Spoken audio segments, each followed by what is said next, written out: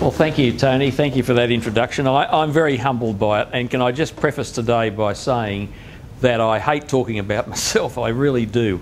And I had people in the bank, senior people in the bank, used to say to me as I was coming up, I guess, in the organisation, Neville, you don't sell yourself enough. You need to sell yourself more.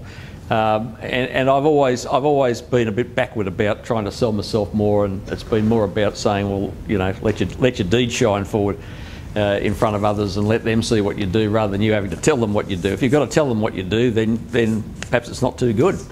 Perhaps you've got to let them. If they think it's good, well, that's wonderful. I've got a little page of. I've written some things on a page here because I don't want to bore you, and I don't want to run out of time or anything like that. So as I said, I come before you humbly today to share some things because in my life it's been the grace of God, and as I've reflected prior to today in terms of coming this morning, I've just thought how blessed I've been. I'm one of those people who was born after the war. Mum and Dad met during the war, and my father taught codes, and my mother went to one of the courses that he was running, I think, in Victoria, and that's where they met. And Dad came from South Australia and was doing accounting and before the war and so on, and then Mum said that she reckoned Dad made a very wise decision. He said to her, if we have a family, he said, I think it'd be more important for you to be near your mother. So he said, I think we should live in New South Wales. And my mother said, that's wonderful, because she wasn't going to say anything. She told me she wasn't going to say anything. She was going to go wherever he led. She was going to be going, and so therefore it could have been out of South Australia and so on. So I grew up in a war service house in the suburbs of Sydney after the war, a little street of a few houses. Everybody was pretty close in that street because everybody seemed to be in the same situation. We had little kids growing up in the street. We were one of two Protestant families in the street. Everybody else was part of the local Catholic church and so on, which was interesting because I can still remember the priest coming and visiting Mum when I was a kid. He just came to everybody in the street. It didn't matter about that.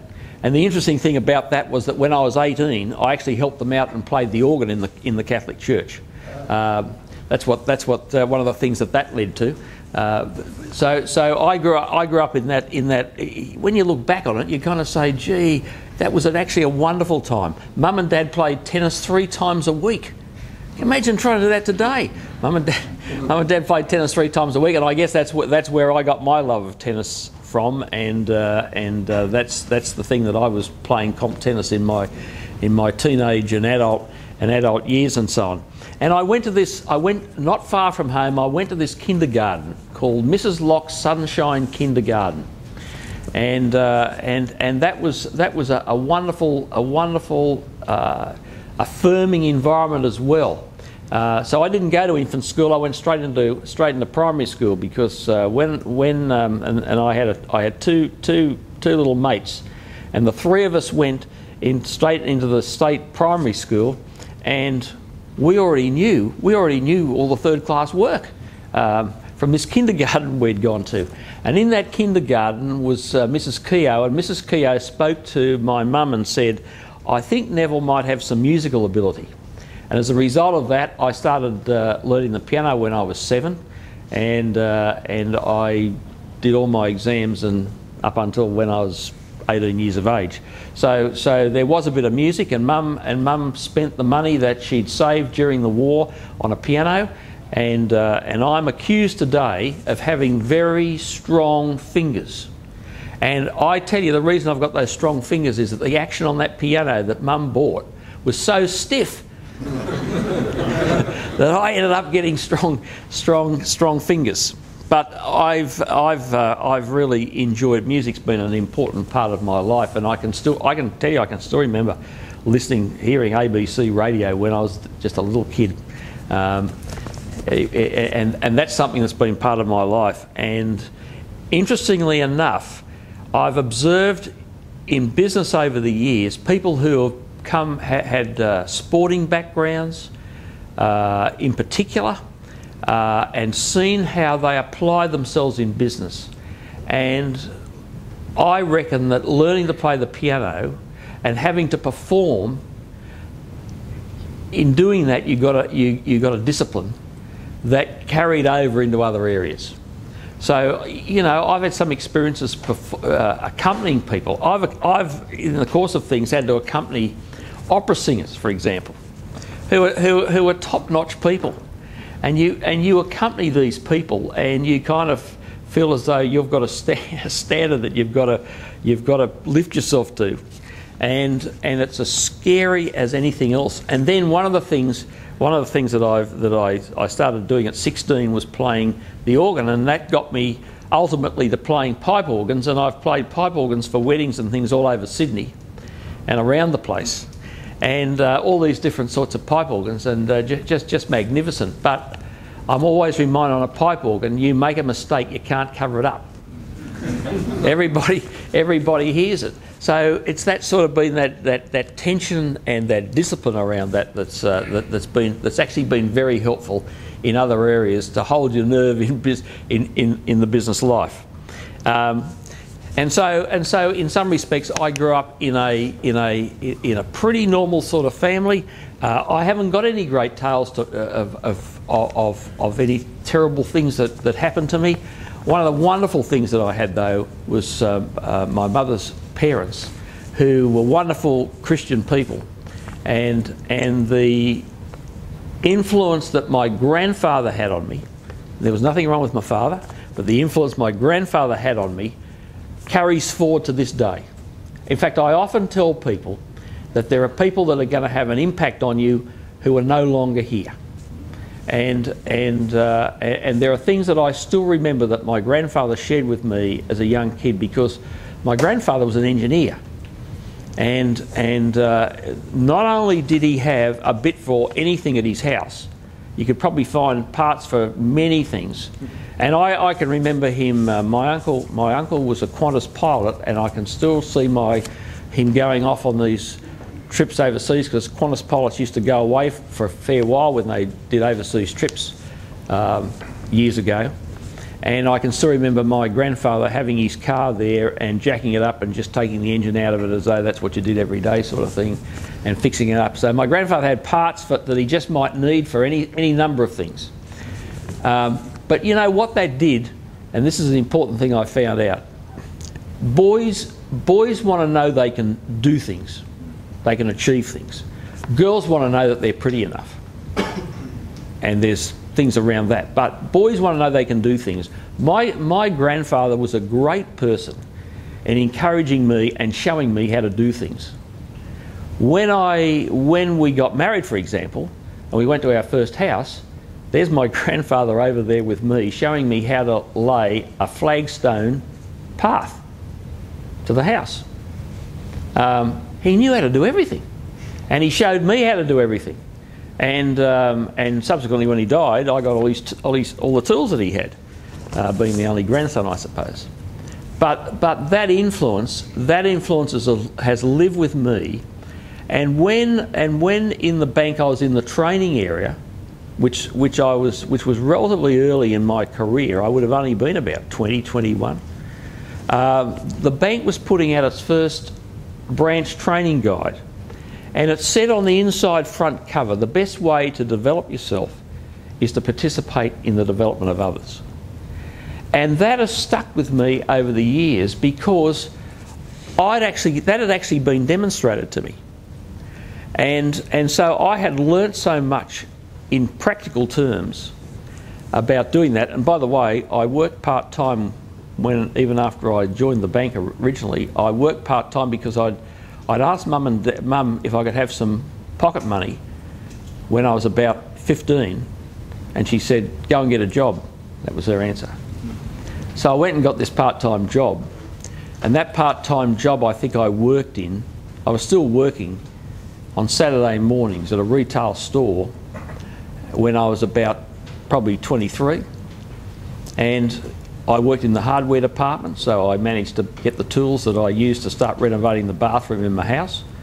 I worked in the carpet department, so I understood what was all about carpet and what was good carpet and what was bad carpet and so on. I learned so many good things and dealing with people and so on, all very important stuff that we then encourage their own kids to have jobs, part-time jobs, same reason. So I had this great influence from grandparents. My grandparents in South Australia, though, they had a farming property, as did Dad's brother, had an adjacent farming property in South Australia. The only thing about that was that I regretted not having spent time when I was younger with my grandparents, because it was such a long drive over the Hay Plains to get to South Australia, where we'd go for Christmas and so on.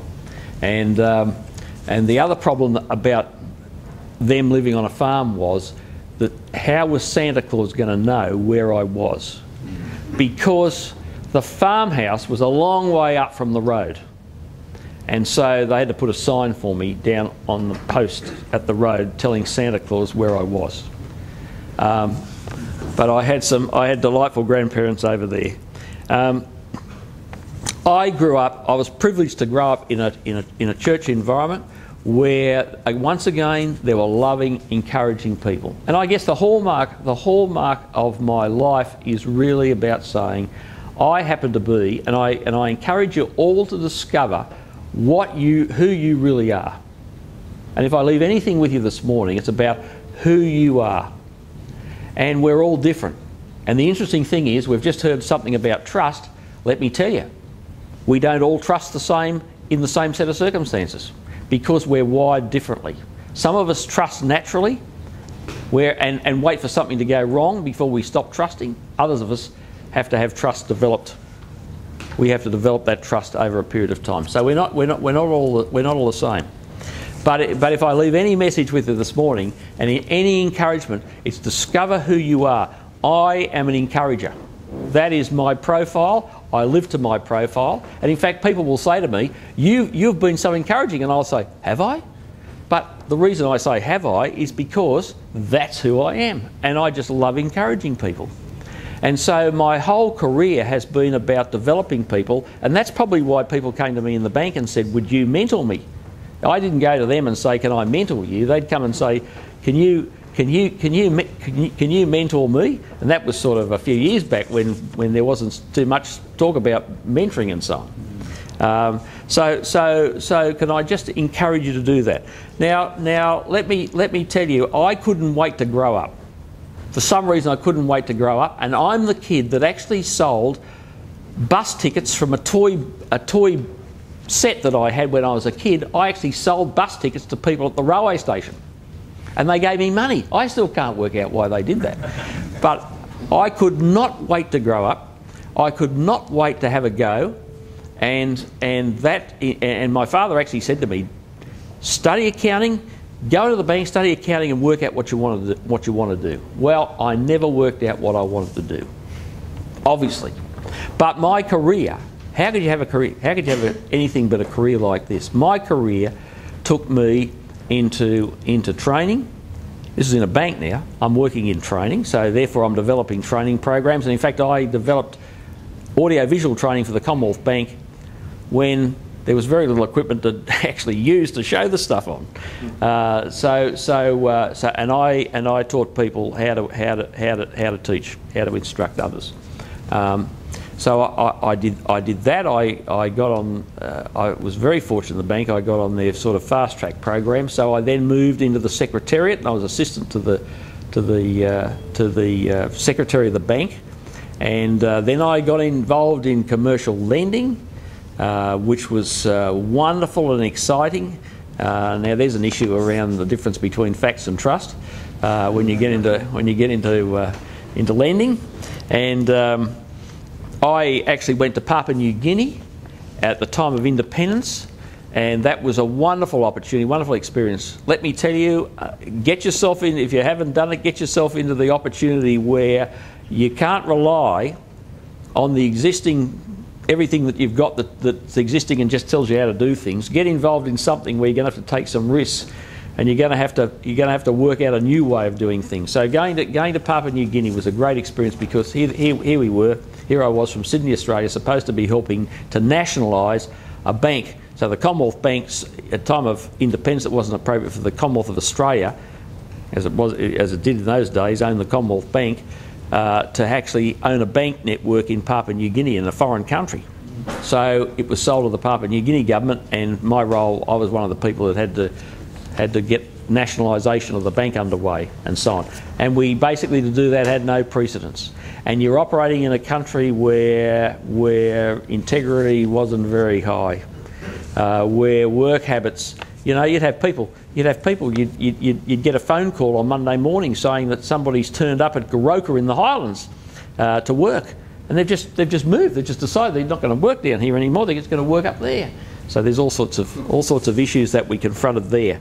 I worked in industrial relations in the bank. That's the first time my accounting stuff went out the window. I worked out that industrial relations 2 and 2 doesn't always make 4. It's whatever number you like it to be. And in fact, some of those days must have come back to me, because I told my mother on the day that Qantas grounded its fleet, I told at afternoon tea with my mother, who I visit every sort of Saturday afternoon, if I can, and I said to her, you know what's going to happen at the next stage of this Qantas business? I said they're going to shut down the airline. And lo and behold, I go home, and that's exactly what they did. So my industrial relations days must have come back to me about what you do in tough circumstances. I worked in corporate lending, so you know I was involved in financing. The Queen Victoria building refurbishment was one of the projects that I worked on, and actually then taught project management, used that as a project management case study around that financing. I worked in I was involved in the due diligence of the State Bank of Victoria.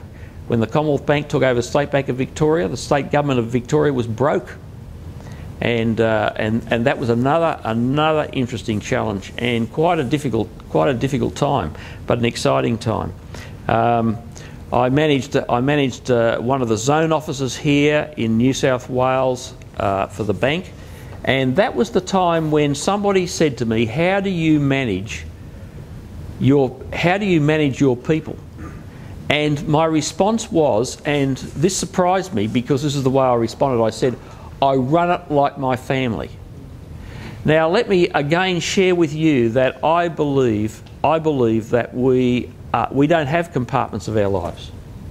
And I don't think it's intended. And for those of us that are Christians, we're called to have a holistic view to life. God is God of my life. And when God is God of my life, I'm going to be who I am in the workplace as I am in the home. And it's important that, what's the use? I've seen so many senior executives have what looks like perfect work experiences and disasters in their homes. And it's not supposed to work like that. So I observed the same sorts of principles in terms of how I dealt with people in the workplace. And it came around to this whole concept of how you develop people, but also the Bible says, Jesus told them, you're not to lord it over people like the scribes and Pharisees do. Not so you. And that's where he spoke about being a servant leader. And I have been very much supportive of servant leadership, which doesn't mean to say that you let everybody else walk over you, but I used to say to my people, my job is to remove the impediments that stop you doing your job. And if as leaders and in the community, if we can contribute in that way to supporting others, I think that's what we should do. So therefore, in terms of and just to round out the sorts of different experiences that I've been privileged to have, and the reason why it answers the question, I think, why didn't I have another career? Because I had several careers in one organisation. I had the opportunity of starting up business banking, a new business banking model in the bank, and trust was an interesting issue in that, because we basically wiped an old paradigm and started a new one. And people didn't know how to react to all this. But it had a wonderful outcome, because not only when we hear this morning about customer satisfaction, we not only found out what our customers thought, but we actually reported back to them what they'd said. And we also said what we're going to do about it. We did the same thing with our staff. And we moved so quickly because we established trust that it was just quite amazing. I mean, I felt as though I was standing on the sideline watching what was happening, observing, not in the middle of it, because we just basically respected people, but we had a mission in mind and we were headed in that direction. So we did a whole lot of different things that were helping to build trust and so on. And you know, I even had people come to me and say, Neville, I see what you're doing. I think it's fantastic, but I don't feel as though I'm up to this. I volunteer not to be here. I mean, it was just quite an amazing experience. You don't have too many employees that actually come and volunteer and say, I'm not up to it. But that was one of the hallmarks of some very exciting days and some amazing things that happened. And my swan song in the Commonwealth Bank, and I was on the executive committee of the bank, my swan song in the Commonwealth Bank was being involved in taking over Colonial, which came out of my area. Not the name Colonial, but the concept of taking over another financial services organisation, which then happened to become Colonial. So that's what's happened. Let me just share with you just a few words about important things that I've found. Critical thinking. I think we've not got to be afraid to think critically about things. We've been given brains and we should use them, and I don't think a lot of people use the capacity that they've got to actually think through issues and think about the implications. A positive attitude. How can you lead people if you're not positive? If you're down in the dumps and depressed, everybody else is going to be as well. The third thing that I learnt in a whole range of areas was the need to accept responsibility for things. And in fact, to that point, I even found myself in the bank accepting responsibility for things at times that perhaps other people should have taken responsibility for, but it needed to be done, so you'd get in and do it. Make things happen. That's been the hallmark, and in fact I've got another slide presentation about making things happen, because that's what happened. And I went through a period in the bank where I was affecting a lot of change, and I had senior people that were trying to stab me in the back, people who didn't want the changes to take place, people that were more senior to me at the time. And I look back now, a very wise guy who was the head of the corporate international area at the time said, Neville, you report to me. So he took the rest of them out of the game. I think it was just fantastic support. As I said, integrate all of life. It's about all of life. I talked to my kids at home about what happened at work. We shared our experiences around the table at home. And what happened as a result of that? I had my son, when he was about 18, telling some store manager, haven't you heard about management by walking around? My lawyer daughter, I sort of looked back and said, where did you get your commercial insight from? Well, it's interesting. I think she got a lot of it from hearing stuff around the table besides what she did at uni and experienced in the workplace. I think caring for people is extremely important. That doesn't mean mollycoddling people. It might mean helping people to take responsibility for themselves. And the thing I used to talk about was being fair, firm and friendly.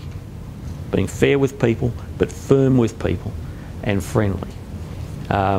You need the mix. Just as you don't let your kids walk all over you, and you see kids today walking all over you. In fact, we're letting kids become the bosses of their parents today, from what I can observe. And all of that, let me tell you, all of that. How are we going for time? Good, fine. Am I fine? Yeah, don't just all of that. Well, I'm mindful of people's needs to get to their workplaces and so on, but all of that, can I tell you, has come about from the privilege that I had of growing up in a Christian environment, and being able to apply those principles which I was shown in the totality of my life, about how you deal with people in general. And how you do take that responsibility for yourself, and how you then apply all that in relationship with others. And I still remember my daughter telling me, when she became a Christian, she said, Dad, when you become a Christian, it all falls into place. Life falls into place. Well, the older I get, the more I can see that being a Christian makes sense. And so I deal with people. Yes, there was comment from Tony about me mentoring. I've done quite a bit of mentoring over the years. And the number one issue is really about, well, who am I? If you don't know who you are, how do you know what you're going to be wherever you are, and what life means? And I've got a poem here that I'd just like to read to you. This is a poem I love. And I just challenge you this morning about where you're at in your life, and what it really means. Because I believe being a Christian actually gives us that meaning and purpose and insight, and the spiritual principles that are there help us deal with situations. It's a bit like I used to say to people in the bank. In the bank we had 10 million retail customers, and if you mucked up something that affected one of them, it was going to affect pretty well everybody else. So it's an environment in which you need to get it right. And sometimes you don't get it right all the time, but gee, you want to make sure that you get it right 99.99% of the time, because what the implications of getting something wrong are pretty dire. And so I used to say to people, if we have policies in place, if the policy stacks up around what we're doing. For example, if we have an underwriting policy for loans, which you do, if you have an underwriting policy, then it's pretty clear to everybody what you do and what you don't do. If you have to worry every time about saying, well, is this the right way to go or the wrong way to go, then you waste half your life. And I believe that as we learn as Christians God's way of approaching things, and we look at life from God's point of view, a lot of those decisions are easy. The interesting thing was that in the bank, I'd be sitting there at the executive committee, and there'd be some issue that might have some sort of moral slant to it. And there'd become a lull in the conversation, and the managing director would say, "What do you think, Nev?" And it's pretty funny. I didn't choose that role, but basically the question was, well, out of your background, out of your belief system, what do you think's the right answer here? And I think that we are called as Christians to be salt and light in the world wherever we are, whether we're in the workplace, whether we're in our homes, whether we're in our marriage relationships or relationships with other people. Extremely important. So just listen to this. To sinful patterns of behaviour that never get confronted and changed, abilities and gifts that never get cultivated and deployed until weeks become months and months turn into years, and one day you're looking back on a life of deep, intimate, gut-wrenchingly honest conversations you never had, great bold prayers you never prayed, exhilarating risks you never took, sacrificial gifts you never offered, lives you never touched, and you're sitting in a recliner with a shriveled soul and forgotten dreams, and you realise there was a world of desperate need and a great God calling you to be part of something bigger than yourself. You see the person you could have been but did not. You never followed your calling. You never got out of the boat. So my challenge to you and to me today is, have you got out of the boat? Are you living the life you think is appropriate, that you think is in terms of something you can control? Or are you opening yourself to what I believe God has for all of us, a great vision? I think God gives us the vision we need in our lives. And as we trust Him, He leads us on. And as a result of that, for example, besides the things that I do now from a commercial perspective, I'm involved in some not-for-profit organisations. I've been involved with Focus on the Family for several years. I really believe in the importance of the family, and there's a lot of resources that Focus can bring to bear, for example. So I'm about encouraging families in terms of what they do. I chair the board of Work Ventures, which does a lot of community work based on helping people bridge the digital divide, I guess. People who can't afford computers, we get them access to technology and so on, and help them find employment and get them training in that area. I think you just get a great call and a sense of that God has a calling for you and a purpose for you in His kingdom, and we've all got a role to play. And so, what role do we want to play? Do we want to live a life down here, or do we want to live a life up here? a life of meaning and purpose. So my encouragement to all of you this morning is listen to the call on your life, and if you don't know Jesus, then let me say to you that you need to, because life becomes totally different when you do, and it becomes a life of meaning and purpose, and it's a great, exciting adventure. So thank you for listening this morning. It's been great to be here with you.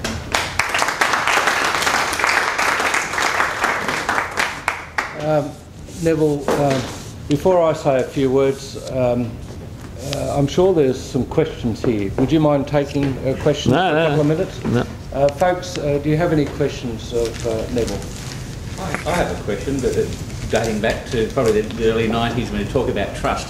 When the bank changed its brand, I just remember yes. It's a very distinctive brand that had been in our lives, and they went to something modern, and yes, we live with it today. What was the motivation for that? Oh, that you refresh, that you should refresh your brand. Yep. and that exercise, Ken Cato did that, and certainly I was involved in that process, as were many people. But it's a process that really takes the staff on the journey as well as customers on a journey.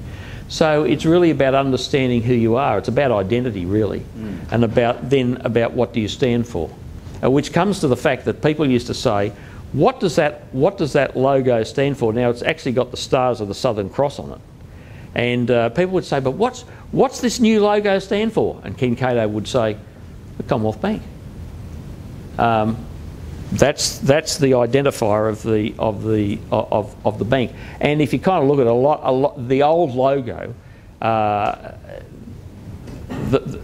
Commonwealth Bank was actually three banks in one.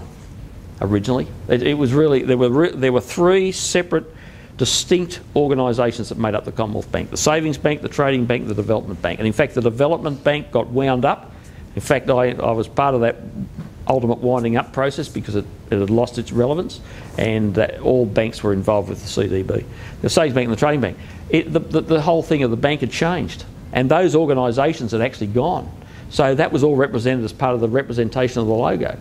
So it didn't really represent the current then identity of the organisation and the need that organisations go through to refresh their brand. So that was the driver. Yes?